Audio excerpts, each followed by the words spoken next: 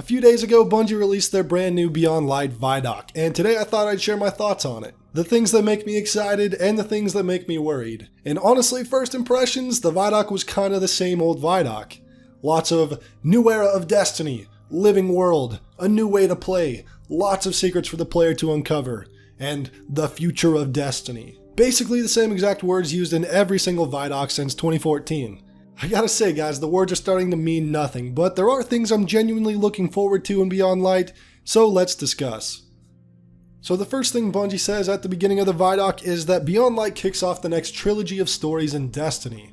That trilogy being Beyond Light, The Witch Queen, and Lightfall. What I hope this means is that these expansions will be highly interconnected and play off one another in big ways. The problem with Destiny expansions in the past most of the time is how rarely they connect to each other. Shadowkeep had no real connection to Forsaken, Rise of Iron had no connection to Taken King. It's a problem Bungie's always had with their storytelling. They never can seem to tell a singular progressing story. They've got so many open storylines and loose threads that have just been left on a cliffhanger. Forsaken did connect to Taken King really well in a lot of major ways, and while that was awesome, it was a 3-year gap in time for the stories to connect.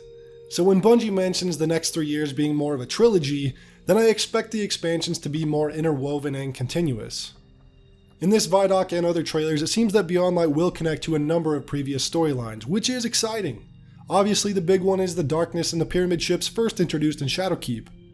The Darkness storyline in Beyond Light really seems like the driving force for the entire expansion. Many old friends or foes return for this reason, like the Stranger, Varix, the Spider, and other characters like Eris and the Drifter have a greater presence. Then with Season of the Hunt, characters like Uldren and Osiris make a return, but more on that later. My point is, both Beyond Light and Season of the Hunt are taking on a lot of major characters and storylines all at once, and it'll be interesting to see if Bungie can handle all of them well. Previously, Bungie has bit off more than they can chew in some DLCs and expansions. One example is with Warmind that tackled Rasputin, Nokris, Zol, and Abray all in a tiny package that ultimately didn't pay off any of the characters well at all. Now don't get me wrong, I'm very happy to see characters like Varix, Uldren, and the Stranger make a return. I just hope that Bungie is able to give the proper attention to each character and storyline. We got another good look at Europa.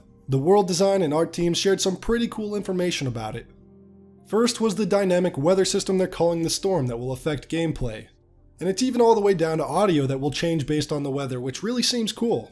They also showed off how they captured the sound for these almost creepy, icy nightmare sounds that honestly sound so badass. Especially the breast pump one, as funny as that is. It honestly sounds perfectly fitting for a nightmarish ice cave. There was also a breast pump.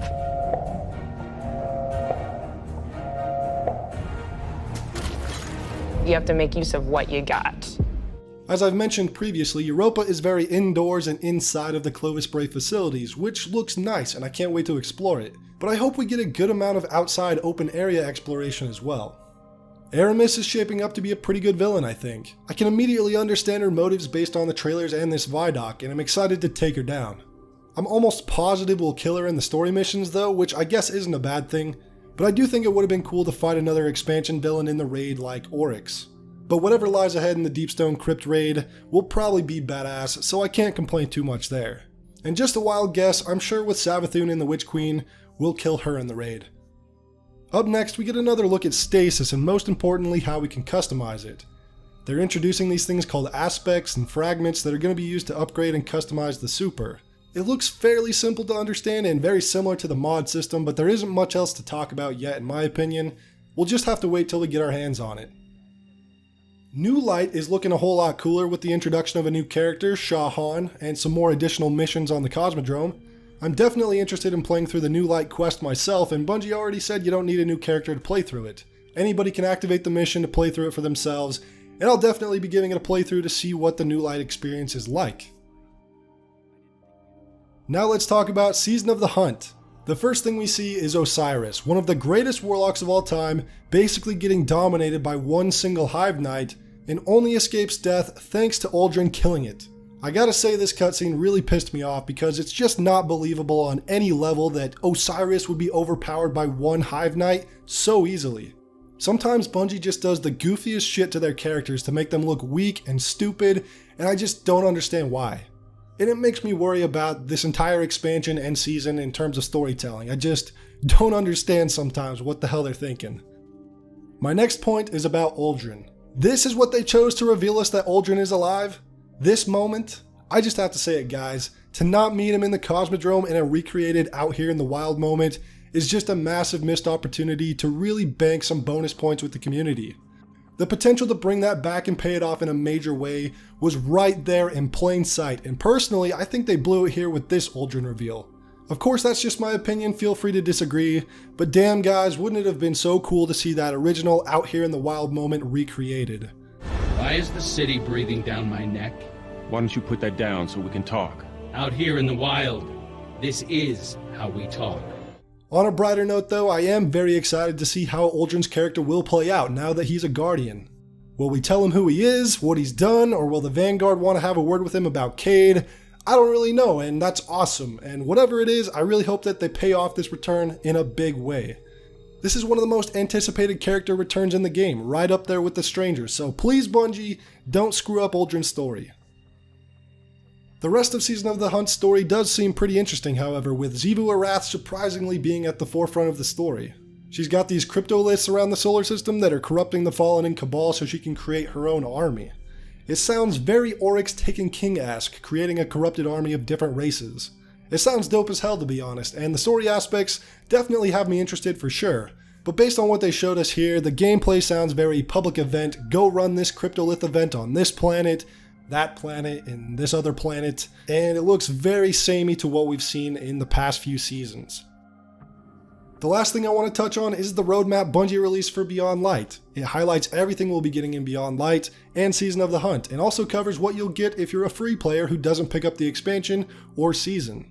And I admit it guys, I don't like roadmaps at all. I really think they should just release the content all at once. I don't like having to read a calendar and schedule out my content, just let me play it all. I think the only exception is the raid. I think that's okay to launch a little bit later, but I think everything else should just come out. But anyways, Beyond Light includes the campaign, Stasis supers for each class, Salvation Grip's exotic grenade launcher quest. And free players get Europa, the Cosmodrome, new season armor and exotic weapon, a new strike added to the playlist, new lost sectors, 100 plus seasonal ranks, new artifact mods, new triumphs, shaders, and emblems, Iron Banner, and the Dawning. And of course we get a look at what days these things will be launching. And it looks like there will only be one new strike with Beyond Light, which is very disappointing. I was holding out hope that maybe I was wrong about there only being one new strike, but it looks like that's it guys, one new strike. So for me, I'm mostly excited for the story. That's kind of the main thing that still keeps me around in Destiny 2. I still have the same endgame concerns for this game though. After we beat the campaign, it's back to grinding power on the same PvP maps, the same strikes, except for one, and Gambit maps. But again, I definitely am excited to play through the story. And that's it for this video guys. Let me know what you guys think about Beyond Light and your impressions of this new Vidoc. Leave a like if you enjoyed the video, and I will see you all next time.